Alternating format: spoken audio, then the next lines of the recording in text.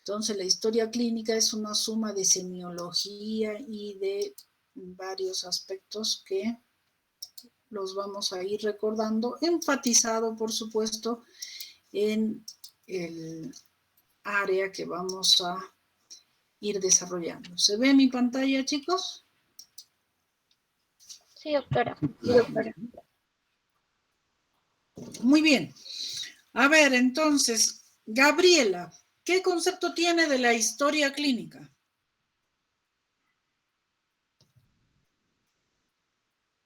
Gabriela. David Olarte, ¿cuáles son las partes de la historia clínica? A ver, Gabriela primero. Bueno, la historia clínica es un registro en sí donde se van a relatar todos los hechos, todos los hechos relevantes del paciente. Ya, ya. David Olarte, ¿qué dice? ¿Cuáles son las partes de la historia clínica? Bueno, las partes de una historia clínica se dividen primero en datos personales, en el registro del paciente, lo que es la anamnesis, el examen físico, el diagnóstico del paciente y el tratamiento, doctor. Ya. Cabe recalcar que también que este es un documento médico legal, doctor. Muy bien, muy bien. A ver, Johan Latorre, ¿qué es anamnesis? Anamnesis, doctora, son todos los datos que se puede recopilar del paciente para tener una primera impresión diagnóstica. Ya, muy bien. Iván Cárdenas, ¿qué es semiología?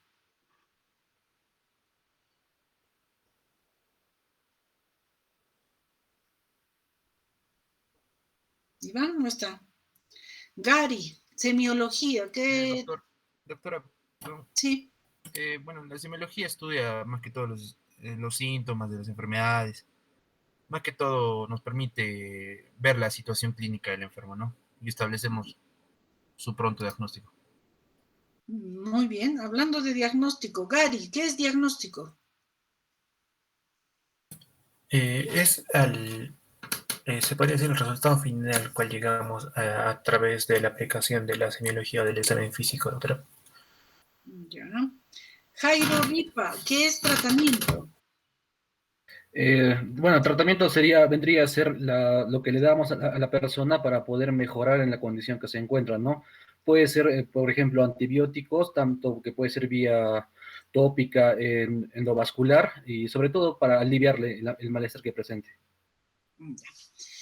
Muy bien, bueno, tienen un recuerdo, hay que completar un poquito más. Entonces, la historia clínica es un documento que registra datos relevantes de valor médico, científico y legal. De valor médico, lo que el paciente nos diga, ¿no? Me duele la barriga y me da náuseas y tengo vómitos y fiebre y eso, entonces son datos médicos que nos van a ayudar para llegar a un diagnóstico científico. ¿Por qué? Porque debemos tener el conocimiento en base de lo que, bueno, ya nuestros ancestros han estudiado tanto y de nuestros propios conocimientos que ya hemos estudiado, anatomía, semiología, etcétera. Y también para que puedan esos datos que vamos recopilando poder tener un fondo científico, ¿no? Ahora que está de moda el COVID, por ejemplo, en mi barrio, a ver, se han infectado el tanto por ciento de los vecinos porque no usan mascarillas, se murió el que era diabético, en fin. Entonces podemos hacer algún trabajo de valor científico que pueda ser útil, ¿no? Y también ahora, sobre todo en nuestros tiempos, importantísimo el valor legal, porque si cometemos algún error, puede ser por ignorancia, puede ser por, bueno, X razones, también puede tener implicancias legales que pueden ir en nuestra contra y a nadie de nosotros pues le va a gustar de que lo sancionen, yo que sé, económica y o con privación de la libertad, ¿no es cierto? Como se han dado casos que seguramente ustedes conocen o han escuchado en los noticieros. Entonces, son datos sumamente importantes y que hay que registrarlos. No solamente es que yo los escucho, ese momentito lo proceso y, bueno, tomo alguna conducta. Hay que registrarlo. ¿Para qué? Para que algún otro colega médico pueda revisarlo, ver si le falta algo, agregar, hacer el estudio científico o venir la policía o el fiscal, etcétera, y también poder tomar las medidas legales. Así que hay que tomar los datos y hay que registrarlos. Bien, entonces, entre los datos que deben existir, por supuesto, están los datos de identificación personal, ¿no? Nombre, edad, porque si no, no vamos a saber a quién corresponden esos datos que estamos registrando. Y dentro de ello, pues fuera del nombre, la edad, número de DNI, tomar el sexo, la ocupación, datos de filiación que le llamamos, que son importantes para la identificación y o archivo incluso de esta historia clínica, de estos datos relevantes que vamos a ir captando durante nuestra conversación con el paciente. Ahora, las partes de la historia clínica son, ya lo han dicho, anamnesis, examen físico. En base a esto hacemos pequeños agrupamientos, ¿no? Vamos a juntar los aspectos semiológicos para llegar a un diagnóstico y en base a esto a un tratamiento. ¿Qué significa anamnesis? Anamnesis es interrogatorio, es la conversación que tengo con el paciente. Si el paciente viene en coma, que lo trajeron los bomberos, que lo encontraron tirado en la calle, pues no voy a poder hacer ninguna anamnesis. Incluso a las personas que lo trajeron, pues solo me dirán, lo encontré tirado en la calle y no tengo más datos, ¿no? Entonces, recordar que anamnesis es el interrogatorio, es la comunicación verbal generalmente que tengo con el paciente. Dentro de este interrogatorio, pues tomamos lo que ya hemos estado mencionando, estos datos de filiación, estos datos de identificación del paciente, que muchas veces ya no lo hacemos nosotros, ¿no? Lo hace el admisionista, la secretaria, el que hace la historia clínica, en fin, ya va tomando estos datos para tenerlos, bueno, identificar la historia. Bien, entonces cuando ya nosotros estemos frente al paciente, conversando con él, es muy importante tener idea de muchos aspectos. Ya nos ayuda, pues el sexo, por ejemplo.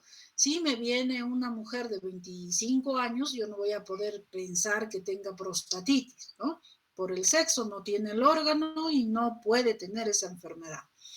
Por la ocupación, pues, no sé, los obreros, por ejemplo, están más en riesgo de que se caigan, de que alguna máquina los lastime, etcétera, a que le pase eso a un oficinista que está sentado en la computadora, pues no sé, la computadora le dañará los ojos, pero no le va a fracturar el brazo, etcétera, ¿no es cierto? Entonces la ocupación nos ayuda. Ahora, dentro de eso, los datos familiares. Ustedes saben que existen enfermedades que son hereditarias o por lo menos la tendencia a tener determinadas enfermedades es mucho mayor genéticamente determinados. Entonces, siempre es bueno preguntar sobre antecedentes de cáncer, diabetes, hipertensión en el grupo familiar, ¿no?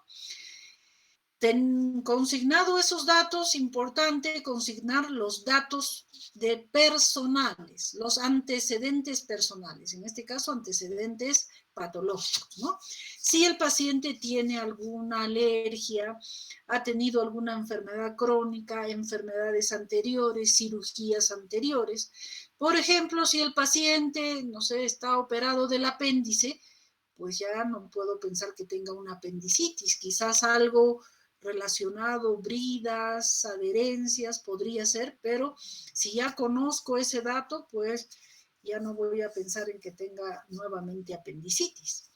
Otro aspecto importante, si el paciente me refiere que es alérgico a la penicilina, por ejemplo, en mi tratamiento ya pues va a quedar vetado el uso de penicilina. Entonces buscaré otras alternativas que me puedan dar el mismo resultado terapéutico, ¿no? Entonces, importante siempre consignar los datos familiares, los antecedentes personales y finalmente, ¿qué suele ser la enfermedad actual? El motivo por el cual el paciente acude a la consulta. Entonces, que el paciente que va al médico, generalmente, y mucho más en nuestro medio, no va porque, bueno, vengo para prevenir o que me hagan mi chequeo general para prevenir que tenga alguna enfermedad, ¿no? Generalmente acuden ya por algún malestar. Y aún así, si el paciente llegara, vengo a que me chequeen, ese sería su motivo de consulta, quiere un chequeo general para ver si no se le ha descompensado o ha aparecido la diabetes que su familia suele tener, en fin. Entonces, en esto de la enfermedad actual, es importante tener un relato cronológico y ordenado. Cronológico, ¿qué viene de qué significa? Es su aparición en el tiempo. Entonces, ¿cuándo apareció determinado molestia, ¿no? ¿Qué fue primero? Por ejemplo, yo ayer me acosté perfectamente bien y esta mañana desperté con ruidos intensos en el oído. A las horas, este oído estuvo sordo y un par de horas después empezó mareos. Entonces, ese es un relato cronológico, cuál apareció primero. Y cada uno de esos aspectos ya en mi mente me va diciendo determinadas, bueno, información, datos que yo puedo asociar con otras cosas e ir llegando a un diagnóstico. Otro aspecto importante también es cómo evolucionó, ¿no? Si es que ha ido mejorando o ha ido empeorando. Si es que ha recibido la ayuda, la consulta o algún tratamiento con un médico o con alguna otra persona. Lo más común es de que le duele la barriga y lo primero la abuelita no sé, le pone fomentos, le dice que tome mate de alguna cosa. Puede no mejorar o sí mejorar, va a la farmacia, el farmacéutico le indica alguna cosa que cree, entonces saber qué cosa tomó y cómo le ha ido con ese tratamiento. Eso también ya nos va orientando, en parte son pruebas terapéuticas, ¿no? Si tomó determinado medicamento y no mejoró, entonces hay algo malo.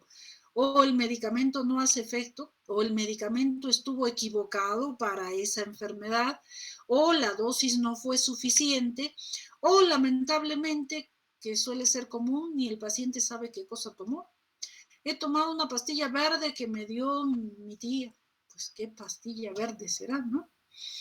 Bien, entonces si ya recibió algún diagnóstico, entonces si el médico, por ejemplo, le dijo, tú tienes una otitis, ¿qué hicieron al respecto? Y de repente le ha tomado algunos análisis.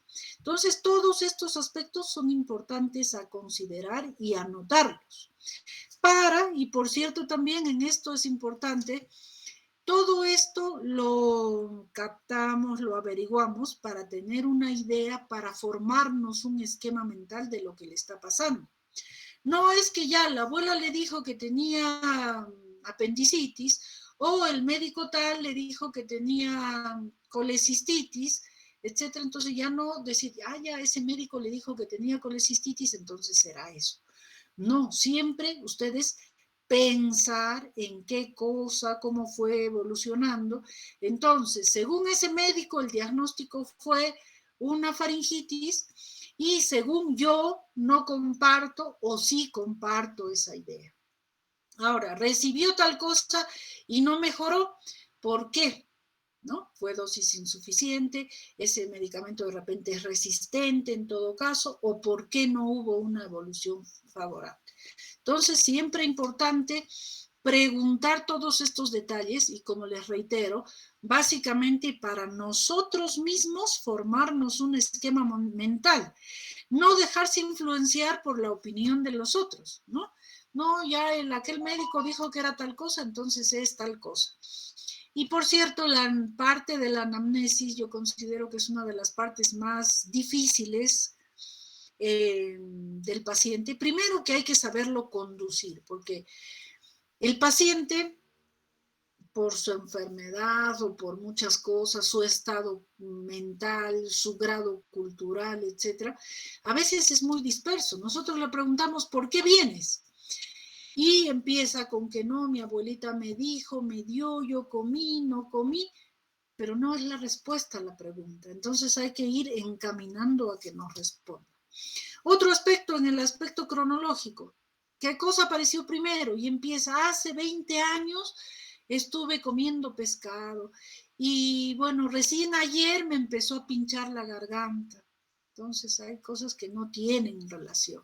Entonces tenemos que ir tratando de averiguar, tratando de incluso pues saber diferenciar qué datos son importantes y qué datos no lo son, ¿no?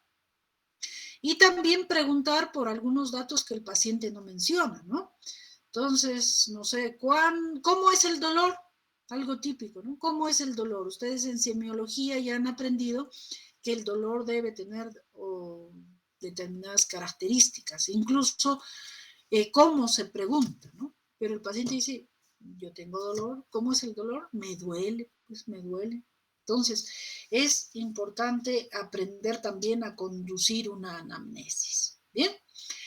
Entonces, en cuanto a la anamnesis otorrinolaringológica, que es en la que vamos a hacer mucho más énfasis en este tiempo que vamos a estar juntos, pues hay signos y síntomas que son muy comunes. Por ejemplo, la obstrucción nasal, la rinorrea, estornudos, secreción nasal, dolor faríngeo, carraspeo, tos, hipoacusia, saber diferenciar otalgia de la otodinia.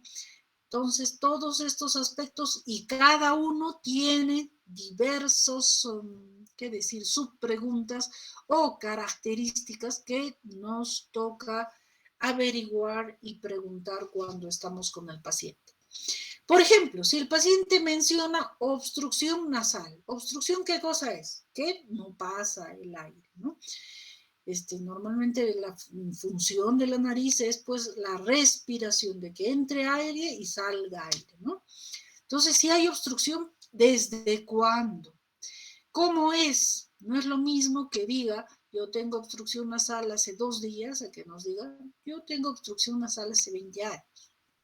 ¿Cómo es? Se le tupe un lado, se le tupen los dos, simultáneamente, a veces uno, a veces el otro, solo en las mañanas, solo en las tardes o permanentemente. Cada uno de esos detalles nos estará hablando de algún aspecto diferente u orientando en alguna patología, ¿no? Si me dice, tengo la nariz tapada desde ayer, no puedo pensar en un tumor, ¿no es cierto? Un tumor no crece en un día, en una noche. Pensaré en algo más agudo, una sinusitis, un hematoma septal, en fin. ¿Cómo es? Si me dice respiro por un lado, a la media hora se cambia, tampoco ya, por ejemplo, ahí descarto un tumor. Si hubiera un tumor en una nariz, en una fosa nasal, pues no se abre, ¿no? Está allí, es una masa que obstruye permanentemente. Entonces, igualmente, si es en las mañanas o en las tardes, probablemente influye el clima o influye algún aspecto de su costumbre, ¿no? No sé, usa detergente en la mañana, el frío de la tarde influye, etc. Si es unilateral, en báscula, ustedes se acuerdan del péndulo de los relojes anteriores que van así basculando. Igual una obstrucción en báscula es que un momento está obstruida una y va el otro y el paciente dice que se turna la obstrucción que tiene. Otro aspecto importante, la asociación. ¿Con qué se asocia? Se asocia a que tengo estornudos y rinorrea en ese momento, entonces ya estoy pensando en que probablemente sea una rinitis alérgica. Pero si esa obstrucción se asocia a moco amarillo, intenso, espeso, ya estaría hablando de un proceso infeccioso. Se asocia a que en la mañana me metí una pepa de capulí en una de las fosas, pues estar hablando de la presencia de un cuerpo extraño. En fin, si se dan cuenta, hay muchos detalles que preguntar y cada uno de ellos nos va orientando en diversos caminos. Bien, decíamos que la secreción nasal es otro de los signos sumamente frecuentes, ¿no? Igualmente hay que preguntar desde cuándo tiene moco. No es lo mismo que tenga mocos que le obstruyen la nariz hace 15 días a que lo tenga desde ayer. Que igualmente me levanto en la mañana, empiezo con una crisis de estornudos y me sale moco como agua y después se tranquiliza y estoy bien hasta la noche o hasta la mañana siguiente. Igualmente nos orienta a otro. La cantidad también no es lo mismo que salga un poquito, unas costritas de un moquito amarillo, que salga una cantidad de mocos amarillos que le están chorreando, como ven aquí en la figura, por ejemplo. ¿Con qué frecuencia? El color, la densidad, el olor. Si el paciente dice, me sale moco con mal olor, pues ya nos está hablando de que hay una sobreinfección importante en eso. El color. El estafilococo aureus, por ejemplo. Aureus viene de oro. ¿Qué quiere decir? Que ese germen produce una secreción que generalmente es amarilla, ¿no? Un amarillo oro. Entonces, si tengo secreciones amarillas, estaré pensando en un estafilococo. Si tengo el moco verde, estaré pensando en un estreptococo. Si el moco es achocolatado, pensaré en un anaerobios, por ejemplo. Entonces, cada uno de los detalles, les reitero, es importante y que me orienta en específico a diversas patologías. Los estornudos igualmente son muy frecuentes. El estornudo puede ser único, pues no sé, olí algo picante y estornudé una sola vez y no sé, muchos meses, años no vuelvo a estornudar. O no es lo mismo que diga todos los días cuando despierto y me ducho, empiezo con unos estornudos, a veces hasta cuentan, dice estornudo 8 veces, estornudo 12 veces y me empieza moco como agua transparente y se me tapa la nariz. Me pican los ojos, me pica la nariz. Entonces ahí ya está haciendo una asociación y un diagnóstico sumamente obvio. Entonces, ¿con qué se asocia? ¿Cómo es las características? Alteraciones del olfato. Ustedes saben que en la nariz, en el techo de la fosa nasal, está el nervio olfatorio, el primer par craneal. Entonces, patología de la nariz tiene mucha relación con las alteraciones del olfato. Puede ser que esa nariz esté tan obstruida que no permite la entrada de las sustancias odoríferas hasta el bulbo olfatorio y, por supuesto, voy a tener anosmia, que sería es importante ahora que hablamos de esto, también conocer los prefijos y sufijos que el lenguaje tiene y que muchas veces son universales. Hipo, ¿qué significa? Poco, ¿no? Osmia, olfato. Entonces, poco olfato, disminución del olfato. Si yo digo anosmia, es sin, nosmia, sin sentir el olfato. Entonces, ahora, por ejemplo, es muy común que el COVID, en muchos casos, venga con anosmia. Y en su proceso de recuperación, pues viene con parosmias o con hiperosmias. Hiperosmia, tiene una sensación olfativa muy intensa. Cacosmia, que huele a excremento, a caca, huele malo, tiene esa sensación de oler así. Y parosmia es que huele una cosa por otra. Está oliendo una fritura y él siente olor a baño, ¿no? Entonces es una alteración en la percepción del olfato. Ahora es importante también saber diferenciar, por ejemplo, de una alucinación, ¿no?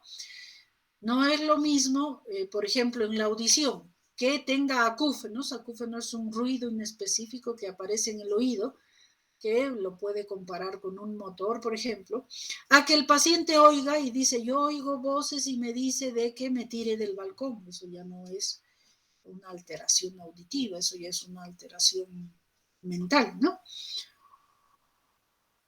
Muy bien, el dolor.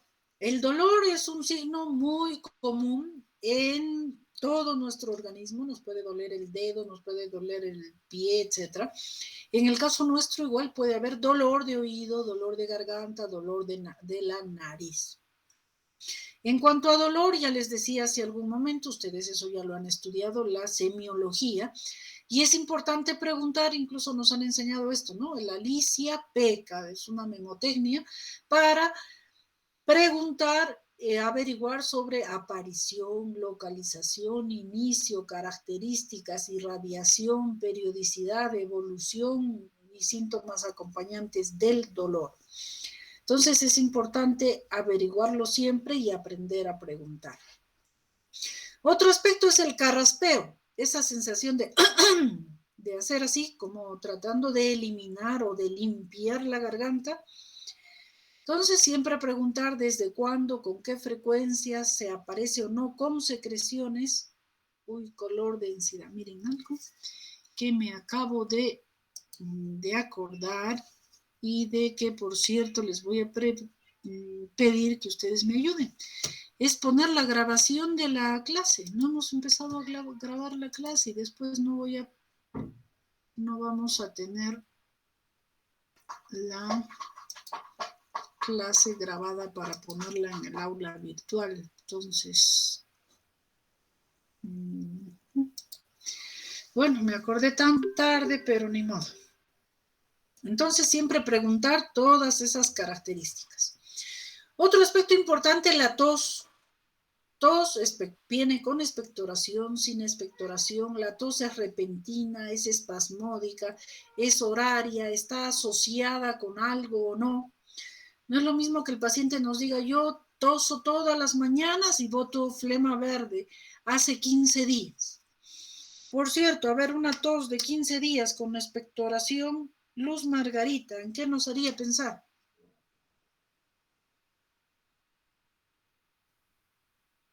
¿Dónde está? Ya se fue. Gilbert Cáceres. Hola chicos, ¿están ahí? A ver, nuestra... Sí, doctor. Bueno. ¿Cuál es la respuesta de las cosas que estoy preguntando? A ver. Tuberculosis puede ser. Ya, muy bien. ¿Y qué conducta tomaría? O examen de BK para ver. Exacto. Entonces, incluso ya existen así pequeñas reglas. Tos mayor de 15 días con expectoración y generalmente a predominio matutino, ¿qué hacemos? Pedirle un BK en sputo, ¿no? A ver, Maricielo, ¿y si la tos fuera sin expectoración, intensa, repetitiva? Doctora, ¿podría ser alguna neoplasia? Ya, por ejemplo, ahí para pensar en neoplasia tiene que ver muchas cosas.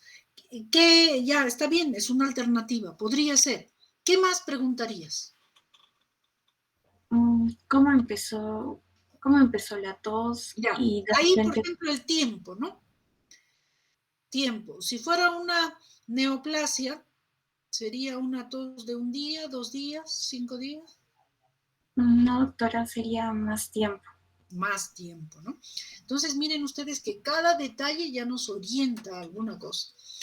Una tos espasmódica. A ver, ¿qué nos orientaría? Andrea. También dependería del tiempo, doctora. Ya.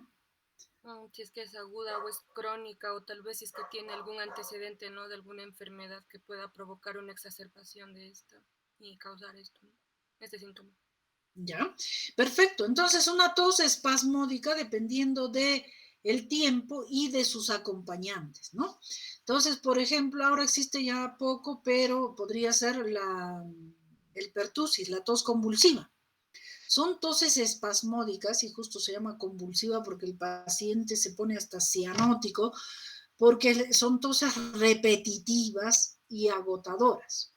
Entonces lleva un tiempo y acompañada de varias cosas estaríamos pensando en una tos convulsiva. Pero si un niño de 5 años perfectamente sano hasta hace 5 minutos en que estaba jugando con algún elemento pequeño y súbitamente empieza a toser hasta ponerse cianótico y lagrimeo y tos intensa, entonces, ¿en qué pensaríamos? Broncoaspiración. En una Fuerza extraña. broncoaspiración. Exacto, un cuerpo extraño a nivel respiratorio, ¿no? En respiratorio podría ser laringo, traqueal o mucho más bajo. Entonces, miren ustedes que cada detallito ya nos va hablando de alguna cosa. Bien, otro aspecto importante y sumamente frecuente es la hipoacusia. Hipoacusia viene de disminución de la audición, ¿no?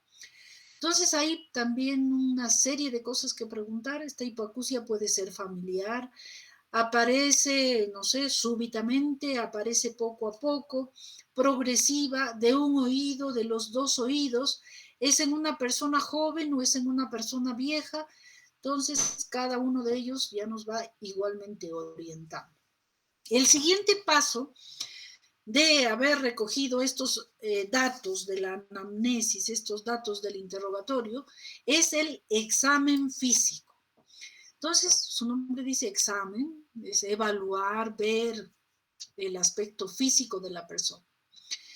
Por consenso, en semiología ustedes habrán estudiado que normalmente nos ponemos a la derecha del paciente y el paciente acostado para poder examinarlo. En el caso de la otorrinolaringología, generalmente estamos sentados, así, sentado el paciente, sentado el examinador, sentados frente a frente con la cabeza a la misma altura, y el examinador tiene una fuente de luz. Necesitamos una luz concentrada y profunda que alumbre bien. ¿Por qué? Vamos a examinar cavidades oscuras. Y si no tenemos este apoyo de luz, pues no vamos a captar muchos detalles. Las partes del examen físico, esto ya lo habrán estudiado, por ejemplo, en semiología común, ¿no es cierto? Uno es la inspección. ¿Qué significa inspección? Es lo que nuestros ojos captan, es el ver. Veo cómo entra el paciente, qué color es su piel, qué características visuales tiene determinado órgano que estoy evaluando. O sea, inspección es ver. La palpación, ahí me ayudo del tacto, ¿no? Cómo toco las estructuras. Es duro, es blando, es sólido, es líquido, se mueve, no se mueve. Por cierto, aquí ven esta figurita que este médico está palpando el abdomen, parece de alguien. La palpación es el tacto, pero el tacto también podemos captarlo a través de otro instrumento. Por ejemplo, en la nariz, en el oído, en la propia garganta, pues son cavidades profundas y estrechas. Entonces yo no voy a poder poner la mano, ni siquiera un dedo, para poder palpar. Entonces puedo usar un hisopo, una cureta, para tratar de palpar la estructura. Entonces, el instrumento, la cureta, el palito del hisopo, me transmite lo que siente. Es duro, es blando, se mueve, no se mueve. Entonces, sobre todo en otorrinolaringología, recuerden que la palpación no solamente va a ser digital, puede ser a través de algún instrumento. ¿Qué es la percusión? Percusión es emitir un sonido, pues tocando algo, ¿no? Le tocan el abdomen, le tocan el tórax, golpean para producir un sonido interno. En la otorrinolaringología no es muy usado, podríamos percutir los senos paranasales, pero son pequeños y la percusión realmente nos ayuda poco. Otro aspecto importante o parte del examen físico, ustedes lo han estudiado, es la auscultación. Auscultación, ¿qué significa? Oír, ¿no? Yo ausculto el corazón. Si yo le digo a uno de ustedes, auscúltame el pulmón del paciente, ¿qué va a hacer? Va a oír ese pulmón, ¿no es cierto? O ausculta el corazón, va a oír ese corazón.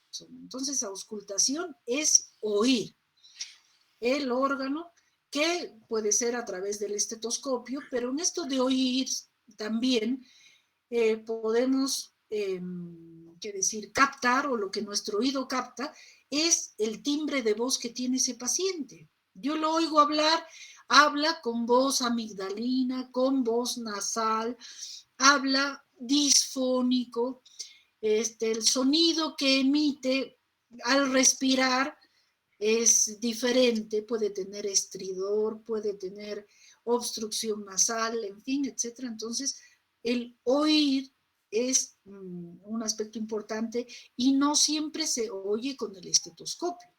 Incluso ahora en época de pandemia tenemos que, y también, pues no sé, parte de la lógica, de la oportunidad, estamos en la casa, ¿cómo yo ausculto el corazón de mi familiar que acaba de ponerse mal? Como lo hacían antes, apoyar la oreja en el pecho del paciente, mandarlo respirar y voy a captar cómo oye, o cómo suena ese corazón, ese pulmón, ese abdomen. Y puedo oír la forma en que habla, qué sonidos emite, está disfónico, como les digo, está su voz, su respiración sibilante, en fin. Entonces son datos que tengo que buscar. Y otros que normalmente no los mencionan es usar el resto de nuestros sentidos. Por ejemplo, el olfato. Si yo siento que su nariz huele mal, pues ya me habla de algo. Si yo tengo un paciente taponado y al día siguiente le paso visita y hay un olor en el ambiente horrible, ya me habla de que hay una infección de anaerobios.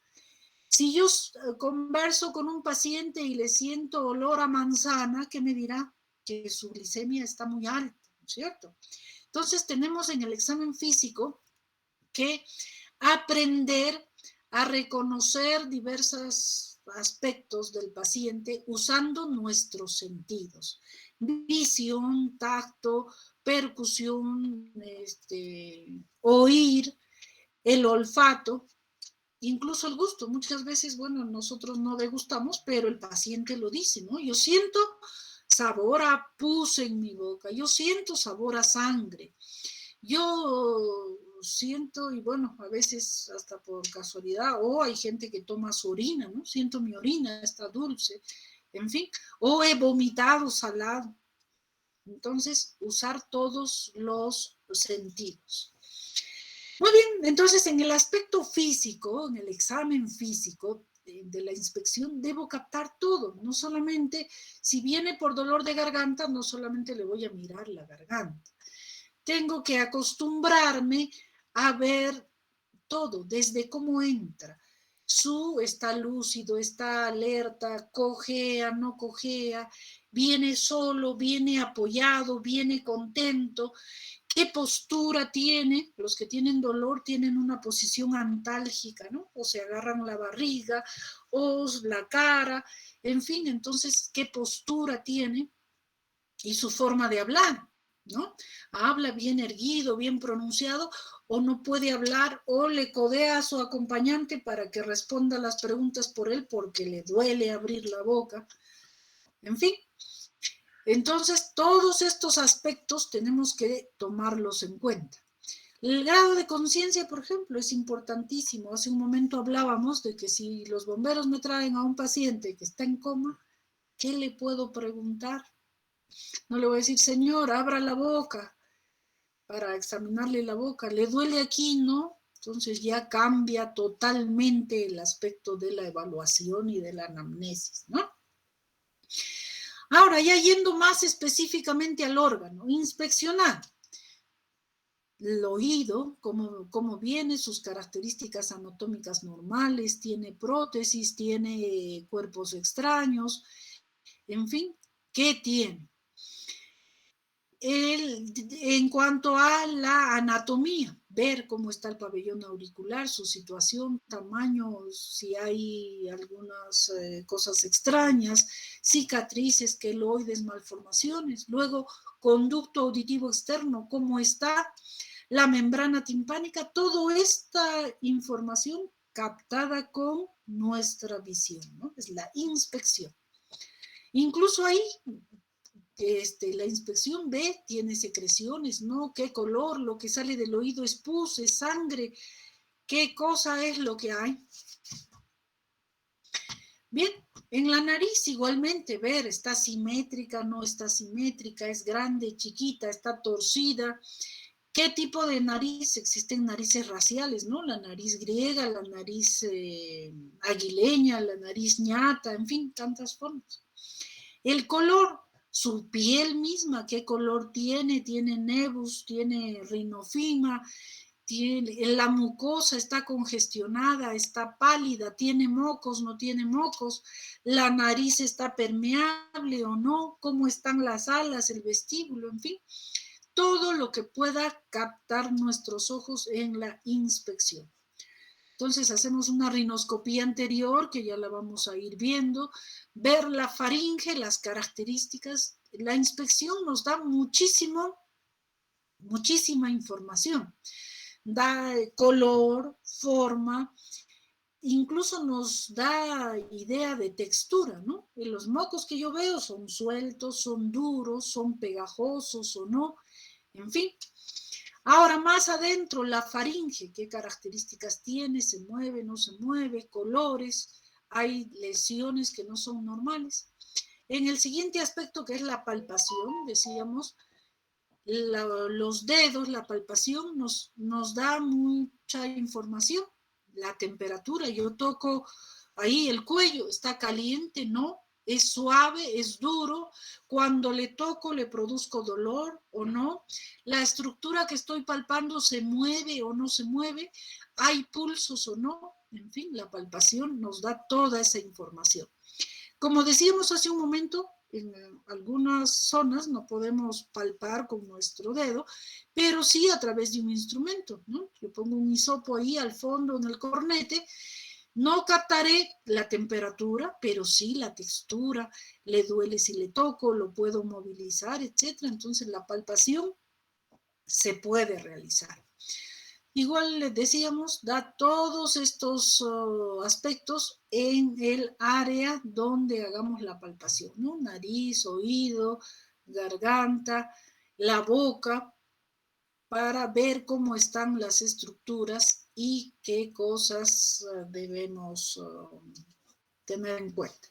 La percusión ya decíamos que en otorrinolaringológica es muy poco usada, puede ser palpar los senos o a veces buscando algún tipo de reflejos, pero podríamos buscar. Y la auscultación no solo es usar el estetoscopio, es también oír nuestro propio oído, cómo suena, no sé, la estructura, su voz, etcétera. Y en algunos casos hará falta pues auscultar si no tengo un soplo carotidio, un soplo a nivel de la tiroides, etc. Y bueno, captado todo esto, en algunos casos si nos queda duda, pues vamos a acudir a los exámenes auxiliares, ¿no? Entonces, en cuanto a nosotros, básicamente cómo fluye el aire, si escucha o no, si hay buena ventilación a través de la nariz. Entonces podemos tener la imagenología, los rayos X simples, rayos X de senos paranasales, de huesos propios de la nariz, o en algunos casos ya vamos a meditar un estudio mayor que sería una tomografía. En cuanto a esto de solicitar exámenes auxiliares, es muy importante que nos acostumbremos a ser concretos, pero a su vez explícitos, completos. Y cuando ustedes expongan también dicen, pues no sé, yo pido radiografía. Tienen que haber, yo hago la comparación como ir al restaurante. Yo no voy al restaurante y pido, oiga mozo, tráigame comida. ¿Qué cosa? El mozo, ¿qué va a hacer? Le dirá al cocinero, mire, el señor pide comida y nos mandará lo que quiere, ¿no? No es lo mismo de entrar al restaurante y decirle, señor, yo quiero un ceviche sin cebolla, con poco picante, no le ponga canchita, en fin, yo que sé, algún detalle como nos guste. Entonces ahí ya no cabe duda. Nos tienen y nos traen lo que hemos pedido, lo que nos queremos. entonces va a ser satisfactorio para la persona que lo recibe y nos va a dar, en el caso de los exámenes auxiliares, la información que yo quiero. Entonces, si yo quiero ver si hay sinusitis, pediré radiografía de senos paranasales. Si yo quiero saber si el hueso de la nariz que se golpeó está fracturado, pediré radiografía de huesos propios de la nariz. Si yo quiero ver si hay un cuerpo extraño en la laringe o en esófago cervical, pediré radiografía lateral de cuello en hiperextensión. Entonces, pero si solo pongo radiografía, pues realmente el radiólogo también se vuelve loco y toma lo que le parece. Bien, entonces es importante saber lo que vamos a pedir. Y en algunos casos hay que especificar no solamente el órgano, el sitio que queremos, sino también, en el caso de las tomografías, por ejemplo, que se hacen con o sin contraste. Entonces, si yo quiero saber cómo están los senos, normalmente pedimos una tomografía de senos paranasales sin contraste. Pero si yo sospecho de un nasoangiofibroma, que es un tumor supervascularizado, entonces pediré una con contraste, ¿no? Entonces, aprender a ser específicos. ¿Para qué? Toda esta información captada por nuestra anamnesis, examen físico, exámenes auxiliares, es para llegar a un diagnóstico. ¿Qué es el diagnóstico? Es el resultado que vamos a obtener después del estudio que hemos hecho a este paciente. ¿Para qué? Para reconocer cuál es la enfermedad que tiene, ¿no? Y analizar esos datos, procesarlos en nuestra mente. ¿Para qué? Para llegar pues a un diagnóstico y según eso hacer un tratamiento. El tratamiento es el conjunto de medidas, como ya decíamos inicialmente, no solamente de dar medicamentos, viene desde el aspecto higiénico-dietético. Por ejemplo, un paciente viene con dolor de lumbar. ¿Y por qué? Es porque está pues con el cuerpo torcido en el momento que hace clases, que hace su labor de trabajo. Entonces ahí, simplemente con que corrija su postura, busque otro sillón más cómodo, ponga una almohadita detrás de la región lumbar, etcétera, está curado el paciente. Entonces, medidas higiénico-dietéticas. En algunos casos, pues nos hará falta medicamentos, en algunos casos hará falta la cirugía o algún tipo de procedimiento. Si es un cuerpo extraño en la nariz, ¿cuál es el tratamiento? Extraerlo. No necesito ponerle suero, medicamentos, nada, simplemente retirar el cuerpo extraño. Entonces, también hay que tener un poco de sentido común y también pensar en que son muchos detalles, ¿no? Puede ser desde la dieta hasta cambios de postura y demás. Muy bien, jóvenes, hasta ahí, ¿alguna duda, pregunta, algo que quieran saber o he hablado en vacío? A ver, Abigail. ¿Está Abigail o no? Sí, ahorita todo claro. Ya. A ver, Noelia, ¿cuáles son los signos y síntomas más frecuentes de la otorrinolaringología?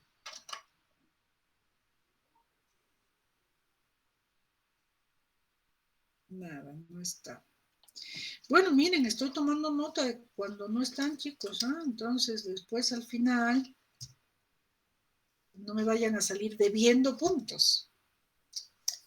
Muy bien, bueno, creo que ya por hoy es suficiente. Esperaremos que, a ver, Glicerio ha pedido la mano, creo. Doctora, quería poner la pregunta. Sí. La pregunta es anosmia, hipoacusia, dolor de garganta. Vaya. Muy bien, los signos más comunes en otorrinolaringología. Está muy bien. Y quizás uno de lo más común que todo eso es la obstrucción nasal, ¿no? Que hay que tenerla en cuenta siempre y que se presentan en múltiples patologías.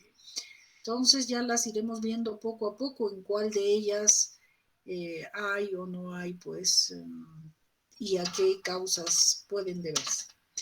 Muy bien, jóvenes, entonces por hoy Doctora, creo que es... Sí, doctora, dime yo. disculpe, una pregunta un poco más en general para todo el curso. ¿Hay algún texto que nos recomiende para usar de base que podamos leer para las siguientes clases, para los temas? Ah, bueno, sí, cierto. Eso está en el sílabus.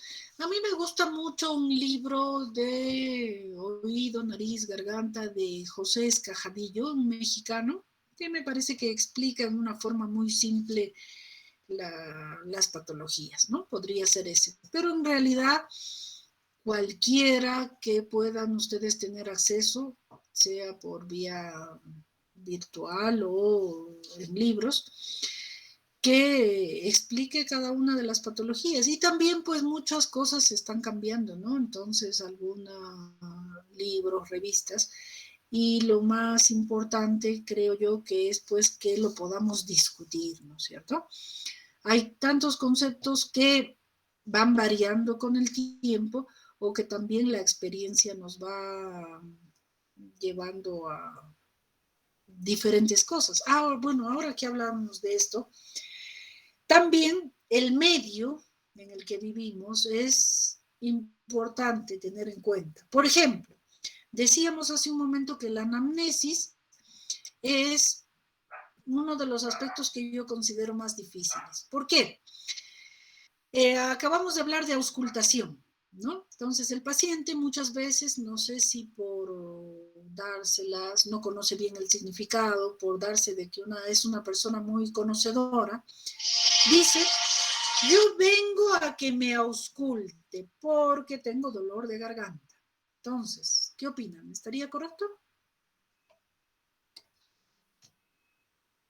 No, doctora, porque si es en la garganta serían vías aéreas superiores y auscultando pulmones no se lograría mucho, ¿no? Quizás soplo glótico, algo así, ¿no? Bueno, pero ahí tú estás hablando de auscultación pulmonar. La auscultación puede ser de muchas cosas. Bueno, pero a lo que vamos, lo ideal sería que el paciente diga, vengo a que me examine, ¿no? Una cosa más general. Porque auscultar es solamente oír, y yo no solo le voy a oír la garganta, el pulmón. Entonces, muchas veces a examinar o evaluar, la gente le llama auscultación. Otro aspecto, no sé, en nuestro medio, a ver, para el dolor de oído, es común que la gente se eche leche o orines en el oído, ¿no? En otros sitios, por ejemplo, no hacen eso, pero bueno, tienen otras costumbres. O la forma de expresarse, es muy común en nuestro medio cuando tú preguntas qué color es el moco, te dicen color blanco. Entonces, si tú indagas más, al transparente le llaman blanco. Entonces hay que preguntar, ¿es transparente o es blanco? ¿Es blanco como mi mandil, como, no sé, el papel? ¿O es transparente como el agua? Bien, otros aspectos muy comunes. Cuando tú le preguntas, a ver, ¿qué color es el moco? Te dicen, normal. Ese color no existe. Tú no vas a la tienda y compras un pantalón color normal, ¿no es cierto? O pides de la tienda, oiga, tráigame una chompa color normal. Eso no existe. Ese color no existe. Existe rojo, blanco, verde, amarillo, etcétera, pero no existe color normal. Entonces, bueno, hay que ir, como les decía hace un momento, repreguntando y también, ¿qué decir? Ya tener en cuenta pues los vicios del lenguaje y demás que tenemos en nuestra región, por decir, ¿no? Nosotros decimos, por ejemplo, aquí, nariz tupida. En otros le dicen tupidez en otras partes. O en otros, bueno, en fin, también la terminología que la gente usa a veces suele ser un poco diferente. Muy bien, a ver, nos hemos ido un poco, creo, pero en general, como les decíamos, de la bibliografía, las que ustedes puedan tener acceso, está bien. En el sílabus les he puesto ahí un listado de libros que puedan consultar y también links para consultarlo virtualmente. No sé si eso ¿Alguna duda más queda? ¿Algo que quieran preguntar?